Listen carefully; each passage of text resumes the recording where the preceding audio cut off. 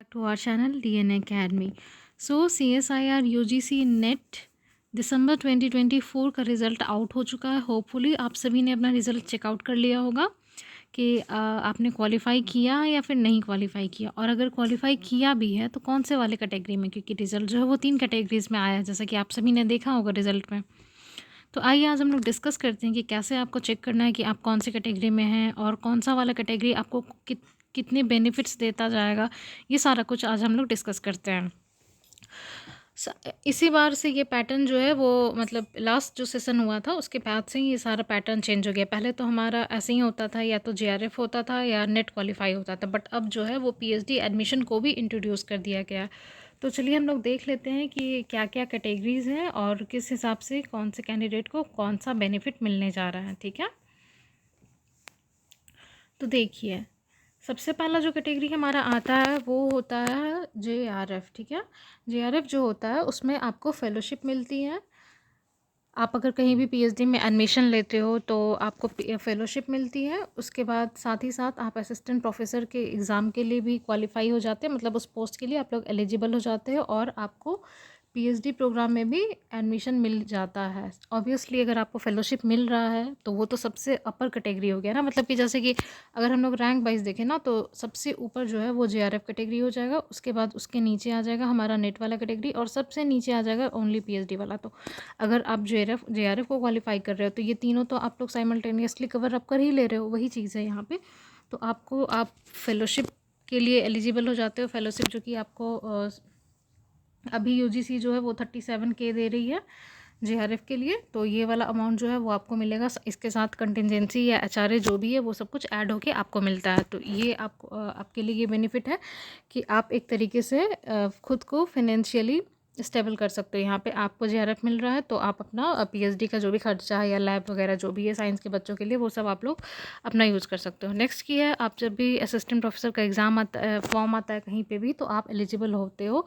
तो आप नेट या JRF बेसिस पे, अगर आपके पास PhD नहीं भी है तो आप नेट JRF के बेसिस पे अप्लाई कर सकते हैं।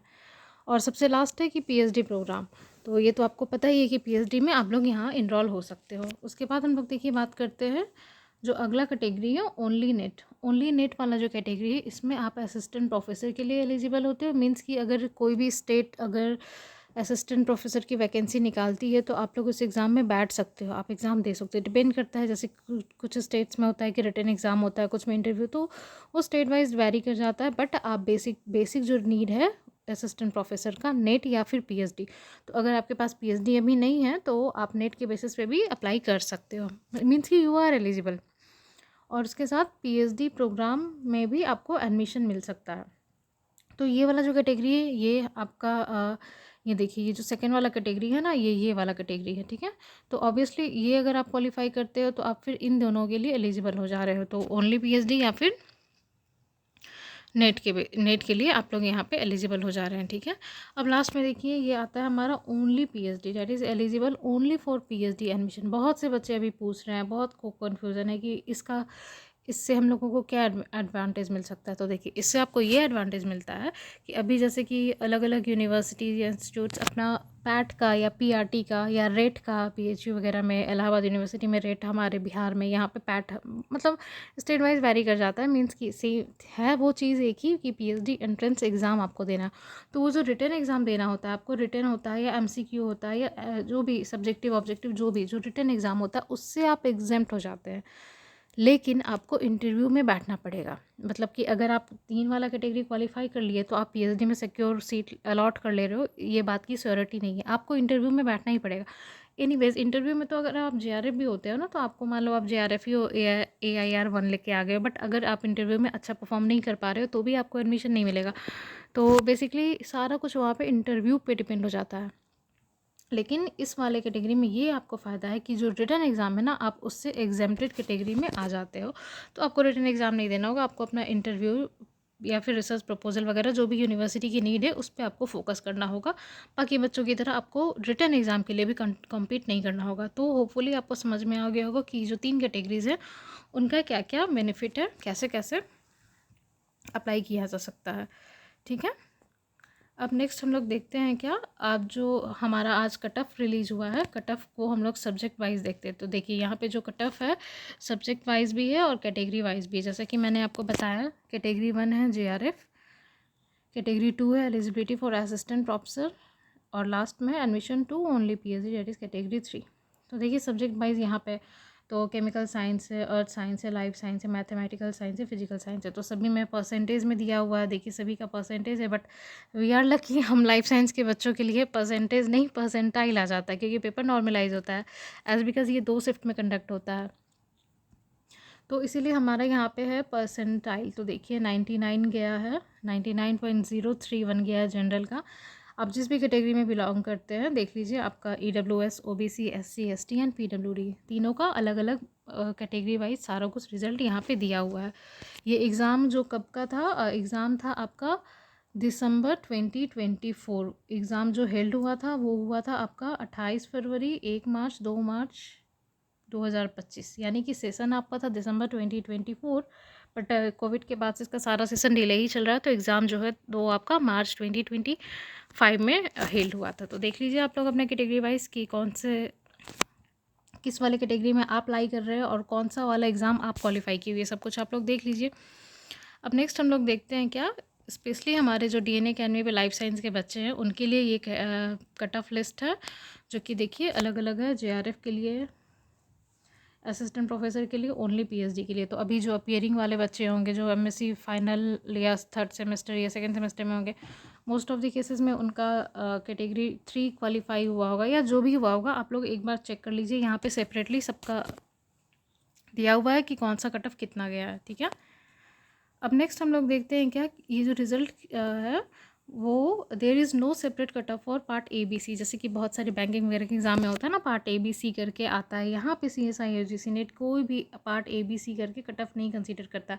कुछ कैंडिडेट्स वैसे जिनका कि पार्ट A बहुत ही वीक है, बहुत ज़्यादा वीक है, बट उनका सब्जेक्ट पे कॉन्सेप्चुअल नॉलेज बहुत ही अच्छा है, तो आप लोग पार्ट B और पार्ट C के भरोसे भी एग्ज़ाम देने जा सकते हो।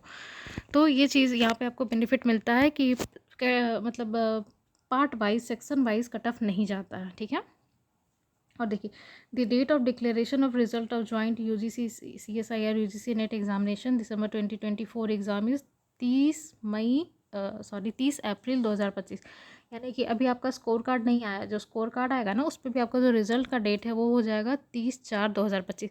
ये डेट इसीलिए इंपॉर्टेंट है क्योंकि वैसे बच्चे जिनका कि फेलोशिप में हुआ है या नेट में हुआ है, उनका जो रिज़ल्ट है ना वो 30 तारीख से डिक्लेयर होगा। तो आप अप्लाई भी करेंगे ना जब फेलोशिप के लिए, तो आपका हमेशा से स्टार्टिंग डेट यही रह जाएगा। भले आपका स्कोर कार्ड बाद में पब्लिश होकर आएगा, बट रिज़ल्ट का डेट यही है जो हमेशा के लिए रह जाएगा। और इसी डेट से आपके 5 साल PhD प्रोग्राम के लिए फेलोशिप या फिर नेट के लिए एलिजिबिलिटी जो भी इसी डेट से कंसीडर होगा, ठीक है। तो ये सब कुछ की नोट्स है जो कि दिया हुआ है रिज़ल्ट के साथ ही में, ये आप लोग देख सकते हैं। अब आइए हम लोग नेक्स्ट देखते हैं। ये देखिए ये है PDF जो कि हम अपने टेलीग्राम चैनल DNA अकेडमी पे अपलोड कर चुके हैं। यहाँ पे आप लोग जाके देख सकते हैं कि आप क्वालिफाई किए हैं या नहीं है। सिंपली आप सर्च बार में जाएंगे, अपना रोल नंबर डालेंगे और आपको यहाँ पे विजिबल हो जाएगा। तो देखिए सबसे पहले ये कैटेगरी 1 का रिजल्ट है। Category 1 qualified for JRF and eligible for assistant professor. तो देखिए यहाँ पे रैंक दिया हुआ है। यहाँ पे देखिए ध्यान दीजिएगा कि अलग अलग सब्जेक्ट वाइज कंसीडर नहीं किया जाता है। लाइफ साइंस हो या केमिकल साइंस हो, earth science, mathematical science, physical science, science के जितने भी स्ट्रीम्स हैं ना सबका रिजल्ट इसी में आता है, इसी एक PDF में सभी का रिजल्ट है। तो आप लोग एक देख लीजिएगा कि आपका रैंक है इसमें या नहीं है, ठीक है। तो देखिए ये JRF नेट का कैटेगरी है। ऐसे ही हर एक जो अलग अलग कैटेगरीज है उनके लिए भी यहाँ पे रिलीज़ किया गया। अब देखिए क्या होता है ना, देखिए यहाँ पे था JRF नेट CSIR, यहाँ पे जो है यहाँ लिखा हुआ JRF नेट CSIR, और अगला जो पेज है देखिएगा वहाँ पे लिखा हुआ है UGC, JRF नेट UGC। तो बच्चे पूछते हैं कि हमारा तो CSIR था, ये UGC कैसे होगा। ये बहुत कन्फ्यूजन राइज होता है, मैंने देखा है कैंडिडेट्स के बीच में। तो घबराने की बात नहीं है, आप बिल्कुल CSIR JRF मीन्स साइंस लिया है तो CSIR ही JRF है। और ये जो यहाँ पे UGC और JRF है ना, UGC और CSIR, ये कुछ नहीं है, ये बस फंडिंग एजेंसी है। मतलब कि बच्चों को ना इक्वली डिस्ट्रीब्यूट किया जाता है कि कुछ को फंडिंग CSIR देगी, कुछ को UGC देगी। तो वो बस फंडिंग एजेंसी डिफरेंट है, बाकी कुछ भी अलग नहीं है। आपने सेम एग्ज़ाम क्वालिफाई किया, आपका जो रैंक है वही रैंक है। आपका सब कुछ सेम है। इवन आप जब फेलोशिप अप्लाई करेंगे ना तो प्रोसेस भी एकदम सेम है। घबराना नहीं है कि मेरा तो यूजीसी में आया है, मेरा तो सीएसआई, नहीं नहीं, वो बिल्कुल ही सेम है, बस फंडिंग एजेंसी वहाँ पर डिफरेंट होती है। ठीक है, तो ये देखिए ये नेक्स्ट वाला कैटेगरी है। उसके बाद देखिए कैटेगरी 2 है eligible for assistant professor and admission to PhD, और फिर लास्ट में देखिए एलिजिबल फॉर पीएचडी ओनली। तो तीनों का अलग अलग सब टाइटल्स देख के बनाया हुआ है, रिजल्ट में पीडीएफ दिया हुआ है, आप लोग जाइए और अपना चेक कर सकते हैं वहाँ से। लिंक जो है वो हमारे डीएनए एकेडमी के टेलीग्राम चैनल पे अपलोड कर दिया गया है। तो इस वीडियो में हम यही लेकर के आए थे कि आपको अगर रिज़ल्ट को देखने में या एनालाइज़ करने में डिफ़िकल्टीज़ आ रही है तो आप लोग देख के समझ सकते हो कि मैंने कौन सा एग्ज़ाम क्वालिफाई किया है और अब कौन सी कैटेगरी में लाई कर रहे हैं और उसको किस तरीके से वाइजली यूज़ करना है। ठीक है, तो जैसे ही रिज़ल्ट आता है उसके बाद ही ढेर सारी यूनिवर्सिटीज़ अपने अपने पीएचडी एडमिशन प्रोग्राम के लिए रजिस्ट्रेशन ओपन करते हैं। तो आप लोग ध्यान दीजिएगा, और साथ ही साथ हम भी आपको डीएनए अकेडमी पे लेके आएंगे कि कौन सी इंपॉर्टेंट यूनिवर्सिटीज़ है जिन्होंने अपना अपना वैकेंसीज निकाल दिया है। ठीक है, okay, if you like the video don't forget to subscribe our channel, stay tuned with our channel DNA academy. Bye bye.